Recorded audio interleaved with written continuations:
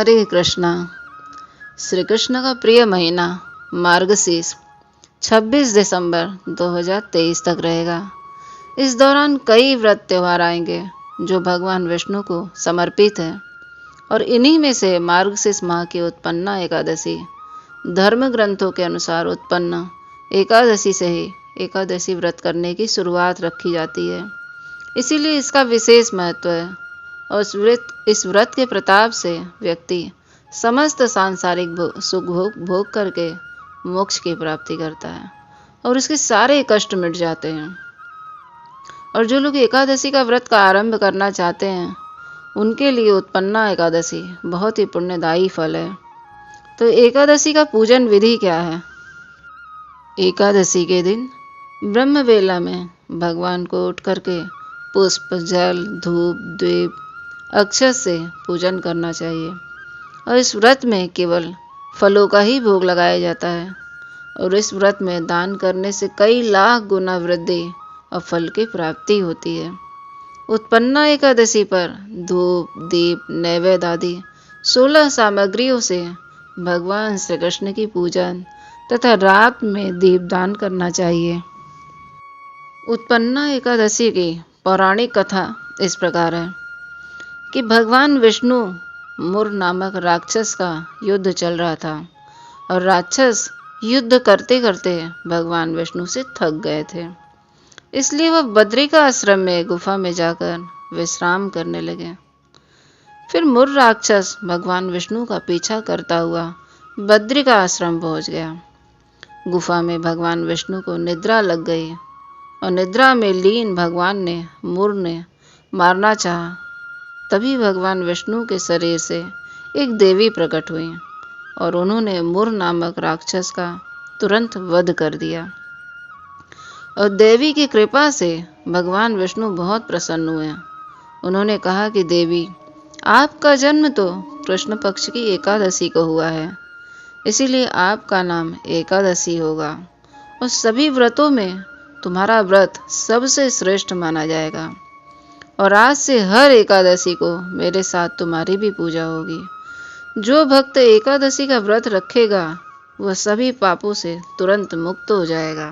फिर धर्मराज युधिष्ठिर कहने लगे कि हे भगवान, मैंने तो कार्तिक शुक्ल एकादशी अर्थात प्रबोधिनी एकादशी का सविस्तार वर्णन सुना। अब आप कृपा करके मुझे मार्गशीर्ष माह के कृष्ण पक्ष की एकादशी के विषय में बतलाइए। तो इस प्रकार उसका वर्णन सुनने के लिए वो उत्सुक हो गए। युधिष्ठिर महाराज, और एकादशी का नाम क्या है तथा इसके व्रत का क्या विधान है, इसकी विधि क्या है, इस व्रत को करने से किस फल की प्राप्ति होती है, कृपया यह सब विधि पूर्वक मुझे बताइए। तब भगवान श्री कृष्ण ने बोला कि मार्गशीर्ष माह के कृष्ण पक्ष में आने वाली इस एकादशी को उत्पन्ना एकादशी कहा जाता है। यह व्रत शंखोद्धार तीर्थ में स्नान करके भगवान के दर्शन करने से जो फलों की प्राप्ति होती है उसके बराबर पुण्य मिलता है। व्रत करने वाले भक्त को चोर, पाखंडी, परस्त्रीगामी, निंदक, मिथ्याभाषी तथा किसी भी प्रकार के पापी से बात नहीं करना चाहिए। इसका महात्म्य मैं तुमसे कहता हूँ और ध्यान पूर्वक सुनना। अब हम सुनते हैं उत्पन्ना एकादशी व्रत की कथा। युधिष्ठिर महाराज कहने लगे कि हे भगवान, आपने हजारों यज्ञ और लाख गौदान को भी एकादशी के व्रत के बराबर नहीं बताया, तो यह तिथि सब तिथियों में उत्तम कैसे हुई, कृपा करके बताइए। भगवान कहने लगे, हे युधिष्ठिर, सतयुग में मुर नाम का दैत्य उत्पन्न हुआ था। वह बड़ा ही बलवान और भयानक था। उस प्रचंड दैत्य ने इंद्र आदि, वसु, वायु, अग्नि आदि सभी देवताओं को पराजित करके भगा दिया। तब इंद्र सहित सभी देवताओं ने भयभीत होकर भगवान शिव से सारा वृत्तांत कहा और बोले, हे कैलाशपति, मुर दैत्य से भयभीत होकर सब देवता मृत्यु लोक में फिर रहे हैं। तब भगवान शिव ने कहा कि हे देवताओं, तीनों लोकों के स्वामी, भक्तों के दुखों का नाश करने वाले भगवान विष्णु की शरण में चले जाओ। मैं तुम्हारे दुखों वे ही तुम्हारे दुखों को दूर कर सकते हैं। शिव जी के ऐसे वचन को सुनकर सभी देवता क्षीर सागर में पहुंच गए और वहां भगवान शयन करते हुए देखकर हाथ जोड़ करके उनसे उनकी स्तुति करने लगे कि हे देवताओं द्वारा स्तुतित करने योग्य प्रभु, आपको बारंबार नमस्कार है। देवताओं की रक्षा करने वाले हे मधुसूदन, आपको नमस्कार है। आप हमारी रक्षा करें। हे गोविंद, दैत्यों से भयभीत होकर हम आपकी शरण में आए हैं। आप इस संसार के कर्ता हैं, माता पिता, उत्पत्ति और पालन करता और संहार करने वाले हैं, सबको शांति प्रदान करने वाले हैं। आकाश और पाताल भी आप ही हैं। सबके पितामह ब्रह्मा, सूर्य, चंद्र, अग्नि, सामग्री, होम, आहुति, मंत्र, तंत्र, जप, यजमान, यज्ञ, कर्म, कर्ता, भोक्ता भी आप ही हैं। आप सर्वव्यापक हैं, कण कण में वास करने वाले हैं। आपके सिवा तीनों लोकों में चर तथा अचर कुछ भी नहीं है। सूर्य बनकर स्वयं ही प्रकाश करते हैं, स्वयं ही मेघ बन बैठे हैं आप, और सब में आप अजय हैं। असुर निकंदन, उस दुष्ट को मारकर देवताओं को अजय बनाइए। यह वचन सुनकर भगवान ने कहा, हे देवताओं, मैं शीघ्र ही उसका संहार करूंगा। तुम चंद्रावती नगरी जाओ। और इस प्रकार कहकर भगवान सहित सभी देवताओं ने चंद्रावती नगरी की ओर प्रस्थान किया। उस समय जब दैत्यमुर सेना सहित युद्ध भूमि में गरज रहा था, तो उसकी भयानक गर्जना सुनकर सभी देवता भय के मारे चारों दिशाओं में भागने लगे।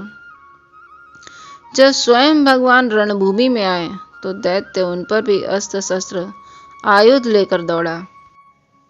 तब भगवान ने उन्हें सर्प के समान अपने बाणों से बीध डाला। बहुत से दैत्य मारे गए, केवल मुर बचा रहा। वह अविचल भाव से भगवान के साथ युद्ध करता रहा। भगवान जो भी तीक्ष्ण बाण चलाते वह उसके लिए पुष्प सिद्ध होता। उसका शरीर छिन्न भिन्न हो गया, किंतु वह लगातार युद्ध करता रहा। दोनों के बीच मल्ल युद्ध भी हुआ। 10,000 वर्ष तक उनका युद्ध चलता ही रहा, किंतु मुर मरा नहीं। थककर भगवान ने बद्रिकाश्रम चले गए। वहां हेमवती नामक सुंदर गुफा थी। उसमें भगवान विश्राम करने के लिए भगवान उसके अंदर प्रवेश कर गए। यह गुफा 12 योजन लंबी थी और उसका एक ही द्वार था। विष्णु भगवान वहां योग निद्रा में गोद में सो गए और मुर भी पीछे पीछे आ गया। तब मुर ने भगवान को सोया हुआ देखकर मारने को उद्यत हुआ। तभी भगवान के शरीर से उज्जवल कांतिमय रूप वाली देवी प्रकट हुई। देवी ने राक्षस मुर को ललकारा और युद्ध किया और उसे तत्काल मौत के घाट उतार दिया। श्रीहरि जब योग निद्रा की गोद से उठे तब सब बातों को जानकर उस देवी से कहा कि आपका जन्म एकादशी के दिन हुआ है, अतः आपका नाम उत्पन्ना एकादशी के नाम से पूजित होगा। आपके भक्त भी वही होंगे जो मेरे भक्त हैं। तो इस प्रकार से उत्पन्ना एकादशी का प्रादुर्भाव हुआ और तभी से सभी भक्त लोग एकादशी का व्रत पालन करने लगे। जो लोग एकादशी का व्रत अभी तक शुरुआत नहीं किए हैं वो लोग एकादशी उत्पन्ना एकादशी से शुरुआत कर सकते हैं।